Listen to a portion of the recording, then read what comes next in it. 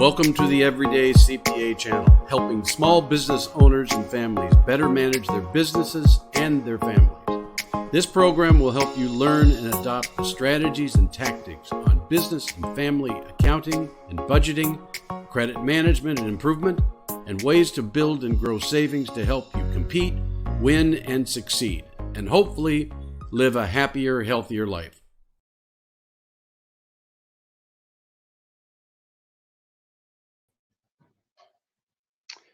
Hello, this is Kelly Coughlin. I'm CEO and CPA of EveryDayCPA. Normally, when I have a guest, I get a few minutes to talk to them about what we're going to talk about.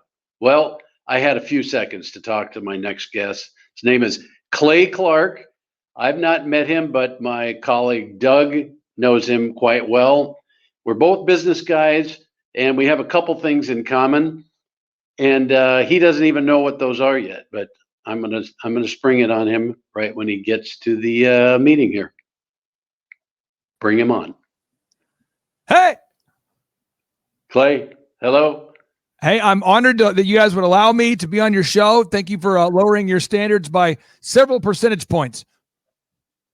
We're more than happy to have you, Clay. And I've known you a long, long time, 22 seconds maybe. Oh, yeah. But apparently you and Doug know each other, and anyone that's a friend of Doug's is a friend of mine. So thank you very much for coming on board. But I want to get right to it, Clay. Sure, yeah. You and I have one thing in common, probably a couple things. We're both business guys, but one relates to family, okay? But I beat you in this category. Okay. I understand you have twins. I do. Well, I have triplets, Clay, so I beat you at that. Oh, unbelievable. But do you have a Dr. Fauci gnome? I don't know that you have a Dr. Fauci gnome. So although you're still winning, I might have this rare collector's item that I know that you and many folks wish you had, but that is a gift from one of my listeners. So there you go. Oh, I would, if I said I'd trade one of my triplets for a Dr. Fauci gnome, I'd get in trouble. So I'm not going to say that. That not said, I would love to have a Dr. Fauci gnome. Great. Clay, let's get to it. You have a bunch of kids. I want to talk about some business stuff, but I read somewhere in your bio that you do something with your kids and bringing them to work. Bring your kids to work. I love that idea. Tell us about that. What are you doing there? What do you do? Well, I'm going to show your listeners a diagram that I have. And the diagram, it's not a pyramid scheme, but it does involve a pyramid. Okay. So we're going to do 6 F's, and I'm going to put it up on the screen, and all your listeners can kind of marinate on this and have their own. This is the 6 F's. And I believe that you have a 6F life. You have faith, you have family, you have fitness, you have friendship, and you have fun. And so you have to ask yourself, what is the order of which you're going to prioritize these things? And I'm not saying that I'm a great guy because I put faith at the foundation for me. I'm just saying, if I had to choose faith over family, I choose faith. So and many times throughout my lifetime, I've had to demonstrate that. And then family is second most important. And then it's super important that we have an honest discussion with ourselves. Faith, family, finances, what is the priority? And for me, I have always put faith, family, and then finances. That's the order that I try to put it in.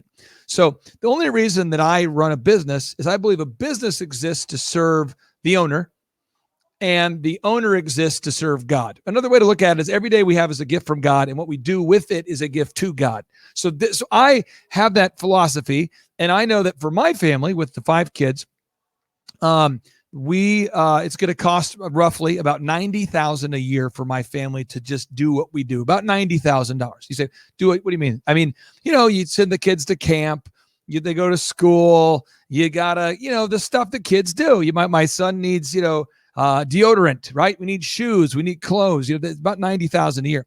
So I have to ask myself, how am I going to make $90,000 so that my kids can spend time with their dad, and I can allow my kids the opportunity to spend time with their dad and to be able to do things in this world.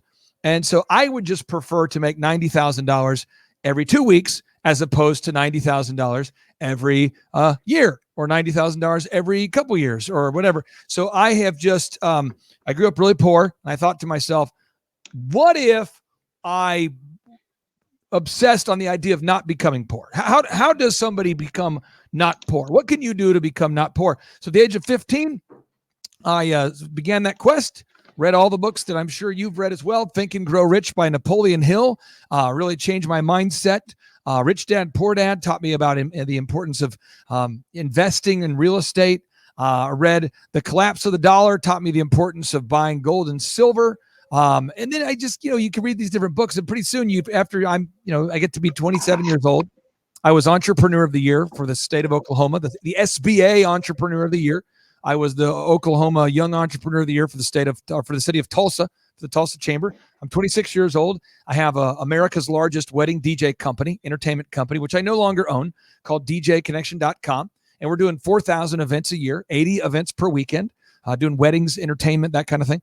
And I thought to myself, well, I make $150 to $175 per wedding. We're doing 4,000 weddings a year. A lot of the brides need dance floors. They need photographers, videographers. There needs to be a bridal show where they can learn about these vendors. So I started a bridal show, started a photography company, started a dance floor rental party company, started a videography company. Was not a Christian at that point. I prioritized going to church with my wife, but I didn't actually believe in God at that point. And then my son was born blind, and my wife and I prayed for my son. I did not believe in Christ at the time. My son was healed from blindness, and my wife wrote a book about it called Now I See. And from that point forward, I made one of those little bets that I don't know if anyone's ever made these bets, these little prayers, but I said, God, if you'll heal my son, I'll sell my DJ business and I'll serve you. And so I sold the DJ business, and here we are. And so now I work with 160 clients, and they pay me a small percentage of their revenue to help them grow. And last year, our 160 clients grew at an average rate of over 104%. And and I have a podcast that has hit number 1 on iTunes 6 times. And anyway, because of my contacts with General Flynn and Lynn Wood and Mike Lindell and Sidney Powell and Jim Caviezel, that's how I'm doing these Reawaken America events. And I'm doing that because I want to save our country. And I want to do it because I want to save our country with the blood of Jesus. I want to turn America red with the blood of Jesus, not red for the Republican Party, who might or might not all be on my team. I want to just get America back to God, kill the spirit of fear, and share the truth. So here we are. Excellent. Thank you for the summary. I'm just curious, in that vertical wedding market, you do photography, everything related to wedding. Did you take it as far up the chain as you're the minister of the wedding or the religious celebrant? Did you take it that far, or no? Well, I wasn't a Christian when the wedding thing was happening, so I should not have ever done that. But I can't tell. I had a wedding at the Golf Club of Oklahoma where the wind was blazing. The wind was just blowing in there. It was one of these like sunny, windy, dusty, weird weather days. Oklahoma does that pre-tornadic kind of weather. The weather almost seemed orange. The clouds were orange. And the bride, her hair was everywhere, and the minister didn't show up. And so the bride's mom pulls me aside. I'm dressed like this. She knows I went to Oral Roberts University. I got kicked out of Oral Roberts University, but she knew I don't run around telling people I got kicked out of Oral Roberts University, but she knew that I had gone there. And so she said, "Hey, Clay, you went to Oral Roberts, right?" And I said, I did go there before being thrown out. But she says, "Well, could you maybe officiate the wedding?" And so I had, seen thousands of weddings at this point. I mean, literally more than 1,000. It was the last couple of years I ran the business, and I got close to delivering the talk. And then finally, dude showed up very late, last minute. And thankfully, I did not have to deliver an abomination of a wedding celebration presentation.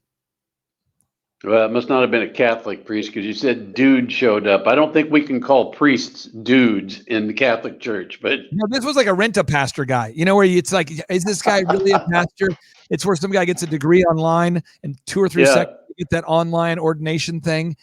There's been and he's shameless about it. I recognize this guy from other events, and it's crazy. You can actually get an online ministry certificate in like an hour, and the next thing you know, you're running around doing weddings for hire. And that was this guy.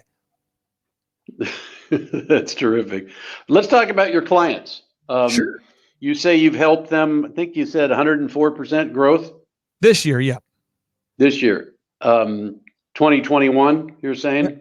Ending the year 2020, the year 2021, our growth is a little higher than that, but we're only 6 months in. So what I've done, because I've been doing this since 2006, and so if anybody goes to thrivetimeshow.com, I diligently document all of the client wins, and so all the client growth, all the client systems. And so if you go to thrivetimeshow.com, I'll give your listeners the URL here. You go to thrivetimeshow.com and you click on the testimonials button.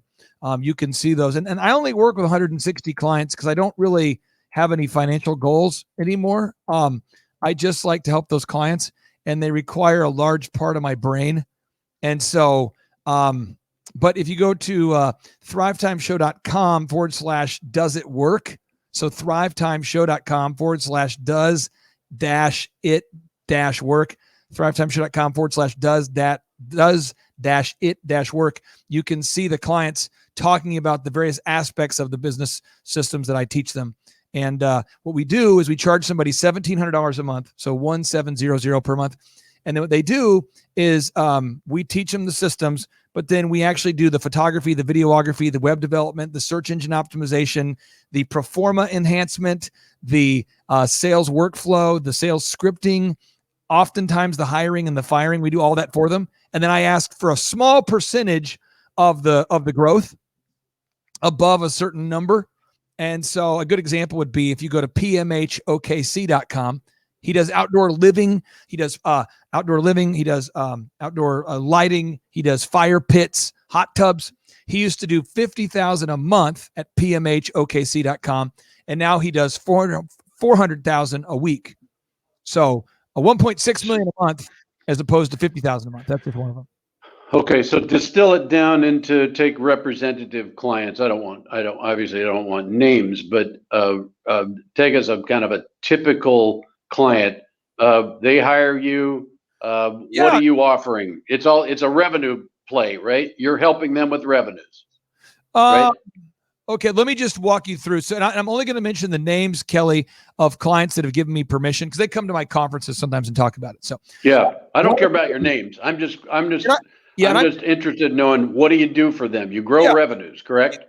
Well, kind of. Sometimes I help on I view business as offense as the marketing and the branding, sales, but then defense is accounting and bookkeeping. So a lot of clients have really screwed up books.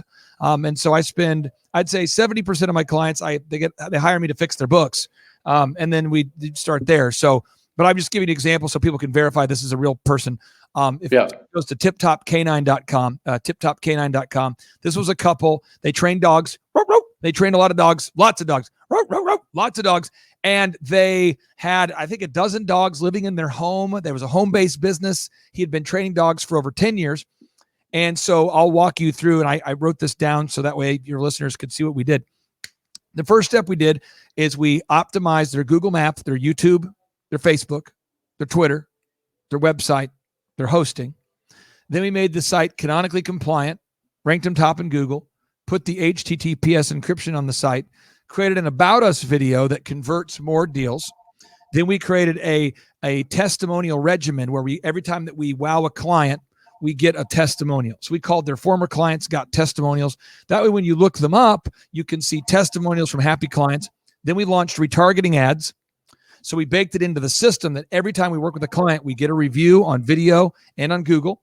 Then the retargeting ads follow you around. Then we wrote what we call a power email. So the power email is every time someone fills out a form, there's an email that responds quickly that shows what they do in 2 pithy sentences with facts and reviews. And then we created a tracking sheet to track where all their leads were coming from. We determined, Kelly, that the vast majority of what they were spending money on for advertising didn't work at all. And they weren't tracking previously, so they didn't know what wasn't working. So they used to do a lot of trade shows. So we canceled all the trade shows, all the magazine ads, anything they did that wasn't working. Then we installed call recording through clarityvoice.com. We coached up the sales reps, built the sales script, basically hired and fired an entire team, replaced everybody. We did all the HR. For outbound sales? Inbound sales calls that were coming in from their clients requesting their dog training services. Okay, got it. And then we created a no-brainer, which is an offer so good you can't say no to it. So like for my business as a consultant, I always say the 13-point assessment is free. So we have about 50 to 100 people that we reach out a week to do an assessment. And then my team screens the callers. And if it's a good fit, I'll do 1 or 2 13-point assessments a week. And if I do them, it's free. And if you want to mess with a Tip Top Canine or try out their service, I mean, it's a $1,500 service, but most dog trainers in our area are terrible. And they actually did a good job. And so I said, let's make the first lesson $1. So we made a no-brainer offer. So the first lesson's $1. And then we scripted out the first client interaction. And then we launched Facebook ads and YouTube ads. We optimized those. And then we looked every week for how do we decrease their expenses by 3%.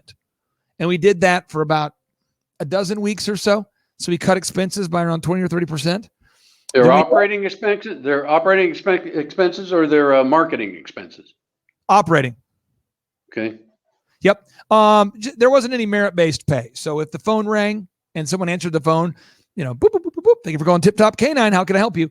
There wasn't a script in place and there wasn't any accountability. So the dynamic range between the A player and the C player was massive, you know, so you'd have an A player that's booking an appointment 80% of the time and the C player that's booking an appointment 10% of the time. So we put in a merit-based pay structure. And then after that, we installed a schedule for them. And the schedule is they have a weekly rocks on the schedule. So there's a weekly sales training meeting where they train their sales reps and listen to calls. Then there's another meeting where they do the group interview. They interview candidates. Then the third meeting a week, we look at the finances. And the fourth meeting, they do a meta time where we look on the business for basically how we can improve. And then we have a weekly business coaching call. And so we created all that. And so now they're in orbit.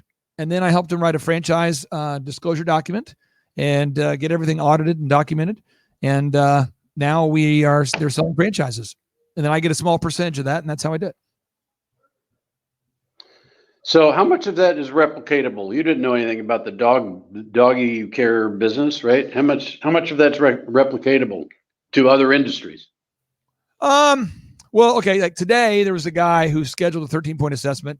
Great guy. And we had a fun conversation, but he made he has an online school that sells something that I'm 100% certain will never work.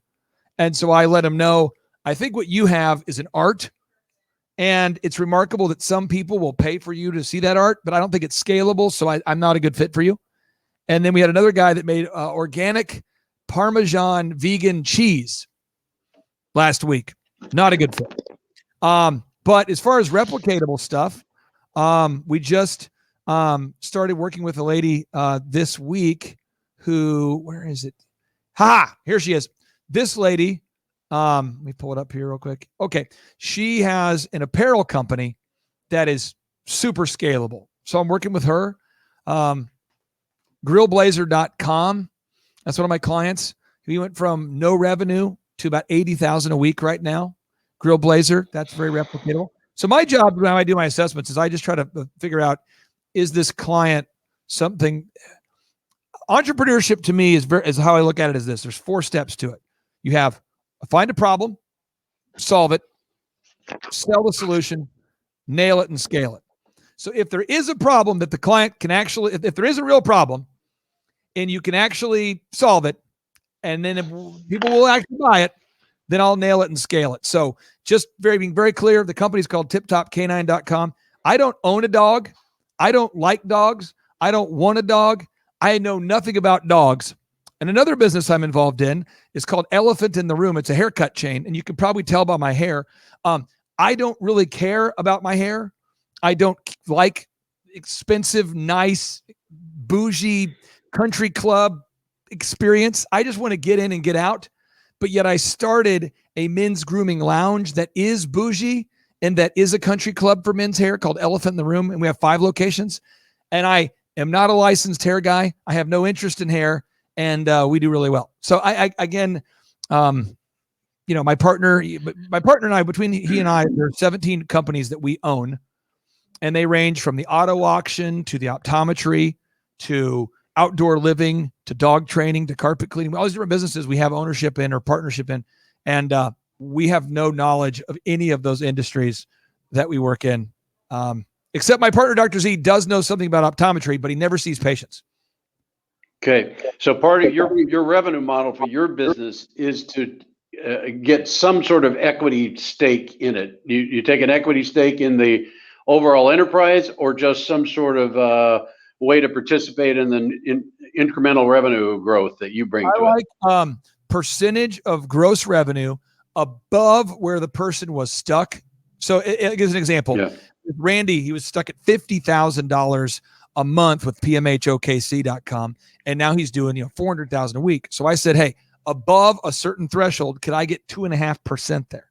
And he said, yeah. So that's what happened. And then we do all the photography, videography, web development, all that stuff. So he doesn't have to deal with that stuff. And I don't like equity for me because I don't want to get involved in someone's taxes. And if you're me and you have 200 revenue streams floating around, because I once I get these deals set up, I mean, they kind of set it and forget it almost.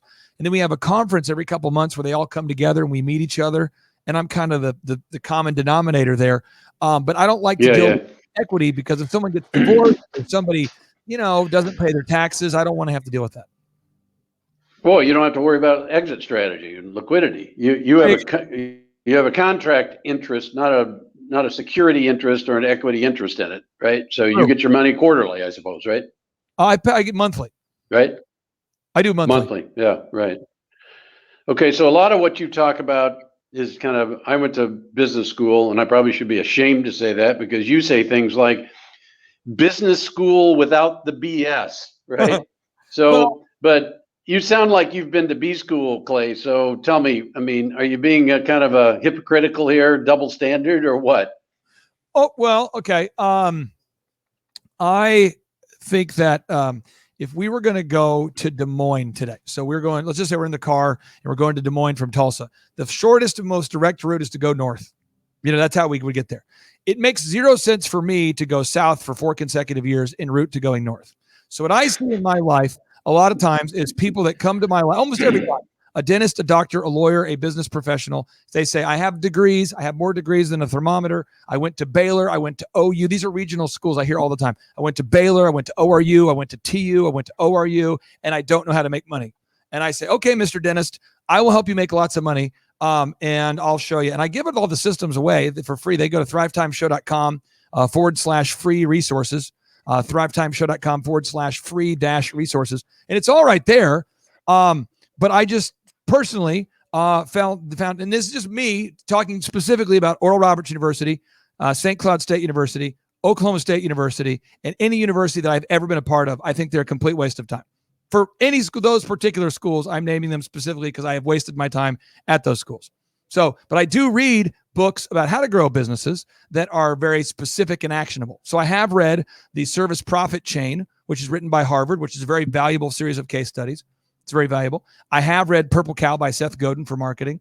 I have read Search Engine for Dummies. I read it every year by Bruce Clay. So I read practical, actionable books, but I don't want to go. When I went to OSU, they wanted me to talk about the theories of shadowing and shading and graphic design in the Mesopotamia and the Euphrates River and the papyrus and cuneiform.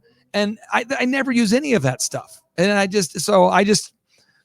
and every time I speak, every time colleges ask me to speak, I don't do it anymore at all, but they used to ask me to speak. And every time I would get asked to speak, I would find myself with all the speakers, and most of the speakers had never graduated college either. So I just don't see a lot of need for it. Great. Well, that's fascinating. So you're able to take a contract out on the clients that you select.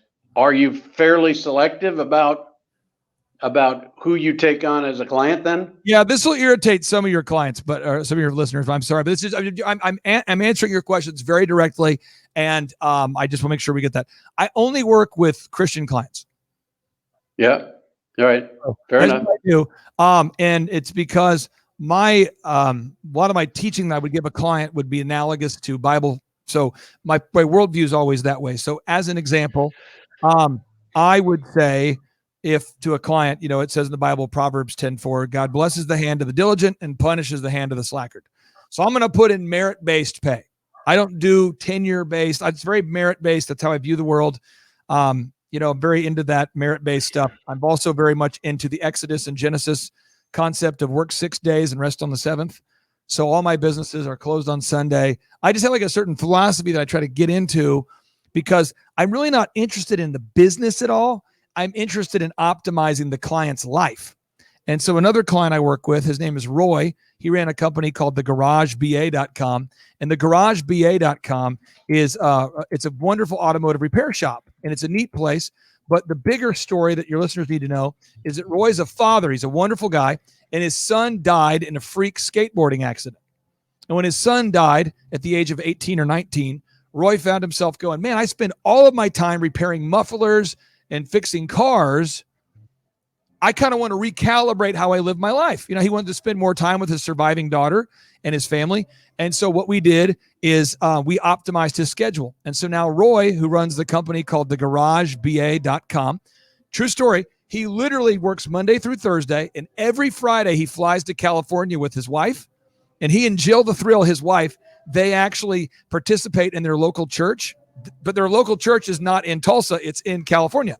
And so we took a guy who used to work 6 or 7 days a week and moved him to 4 days a week. He makes more money than ever, and he spends more time with his wife. And that's more what I'm interested in, is helping him self-actualize, moving up Maslow's hierarchy of needs to focus on fulfilling that which he believes God has called him to do. And we don't spend a whole lot of our time focusing on how to grow the business much, because we've grown it to a place where we're very happy. And by the way, I apologize, Kelly, for the background music.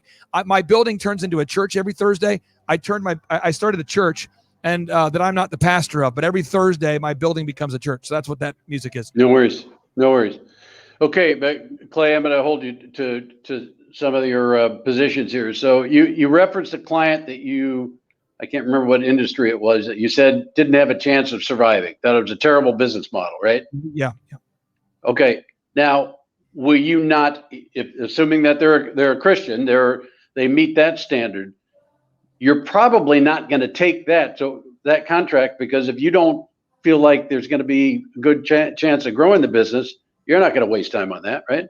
Right. I do it month to month. It's all month to month. There's no contract until after they've hit that goal. And then once they've hit the goal, then I say, do you want to do a contract moving forward? That's how we do it. Yeah, but you're not going to take one where you don't think it's going to work, right? Right. You have to have be a Christian who has a viable business plan, viable business idea. Yeah, right. Okay. And why 160? Or that's what you have now. There's a cap to that. Yeah, what happened is I was a very terrible father and had a ton of money, and my son was born blind. When my son was born blind, as I mentioned, I made a deal with God, and I just decided to sell the businesses and focus more on the family. So like right now, my son is 14. He's having a pool party where he's getting his whole class together, a back to school party. And I was a disc jockey, and my son is a phenomenal disc jockey, Kelly. I mean, this guy can beat man. He's got all the moves, and we spend tons of time together practicing playlists. So we were up till midnight the other night practicing his playlist, working on his moves. We got a flyer going. We made a really hot flyer to promote the party. We're getting the energy going, and I'm spending all my time on that. And I make no money with it, but it's like it's what I'm doing. And I got a daughter. She's 16. She's up here interning here in the office. I got twins. They're I also have one of my daughters. She's a phenomenal cheerleader. She's so I've got all these different like kids doing stuff. Leia's in dance. Scarlett's becoming a great cheerleader. I've got this wonderful wife, and my wife and I do a show every week called Teaching the Bible to a Man Bear Pig, and I am the Man Bear Pig. And it's just there's a lot of stuff going on, and I just I don't want to. I'm not interested in making more money. How about that?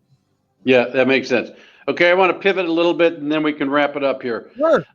You had mentioned a couple guys that are part of your ecosystem, Lindell, Flynn, Sure. couple Sidney Powell. Yeah. They've got some attention lately. are you? I'm assuming that you're conservative, Yes. right? I'm like a libertarian. How about that? I am like the farthest libertarian you can go. And so if I have to, I try to vote for what's a realistic win there. But I do well with, so if I could vote like Rand Paul, those are my guys. Yeah. But I also want to make sure that the super government control people aren't involved. So I tend to vote Republican, but I'm more libertarian. Yeah. So without getting into a political discussion, have you, I think I saw somewhere that Mike Lindell, Mike Lindell's worth a lot of money, but they seem to have been picking on Mike Lindell for something. I'm really not sure what. Are you kind of a target, anybody's crosshairs for something you might have thought or might have said, anything, or what you're doing? Every day I do get attacked. I can't say today that Yahoo News, the headline is "What a Cult Looks Like." And they took my whiteboard in my office, which is right behind you. That's my whiteboard back there. Yeah. And someone took a photo of it and said that it's like a ringleader. It's the cult's ringleader mastermind board. And that is literally my whiteboard for my office that Yahoo is now calling. The article says, "What a cult looks like. Trump conspiracists whiteboard of connections captured in Flynn photo." That's my office. Jesus, really? Wow. Yeah. Well, that's it. Any other repercussions from that? Anything that the cancel culture has done to you, or no? Oh yeah, I got kicked off of this year so far. This is just so far. I've got banned on Instagram. I have been banned on LinkedIn. I have been banned on Facebook multiple times. I'm off of YouTube, and then now my new deal is Amazon kicked Parler off of Amazon because of my Linwood fireside chats. So my Linwood fireside chats, which are all cited, everything he says, it's all cited, it's all fact checked. Parler got kicked off. And then about 1 out of 3 customers, 1 out of 4 for our haircut business hate me, but it's fine because I used to stutter as a kid. I got sexually abused as a young guy. I frankly do not value the feedback of other people at all. I just don't care. And so I, try to read the Bible and go, okay, my worldview is this. We get our rights from God, and the government is instituted amongst men to uphold those rights.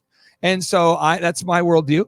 And if somebody doesn't like my haircut business because of my worldview as a libertarian, that's fine. And if somebody likes to buy, if you like the left, right? You like the left, then you probably like Starbucks because Starbucks has left-wing coffee. And so you can go there and listen to John Legend, and you can listen to more liberal music, and you can watch liberal things, and you can see the rainbow flags and all that.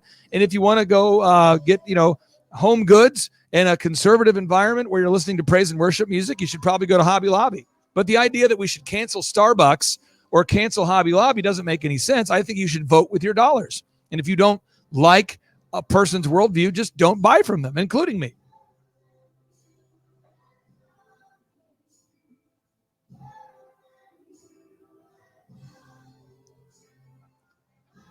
Yeah. I think I might have lost it. Well, that's it.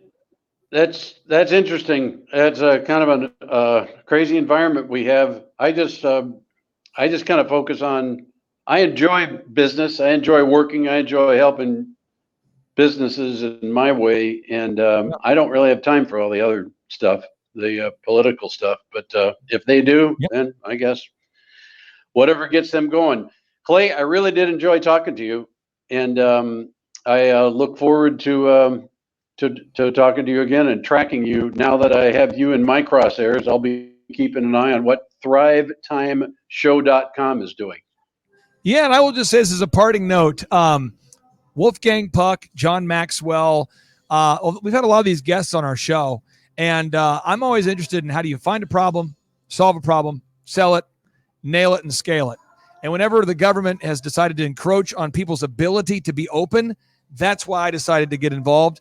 And as soon as government leaves us alone, and if you want to, if the model said that 2.2 million people are going to die from a virus and you want to die from a virus, like for me, I would rather die from a virus than to be locked down at all, ever. I'd rather die. Just take me its away. I believe in eternity. So the moment that the government stops doing these ridiculous lockdowns is the moment that I stop being involved. That's how I do it.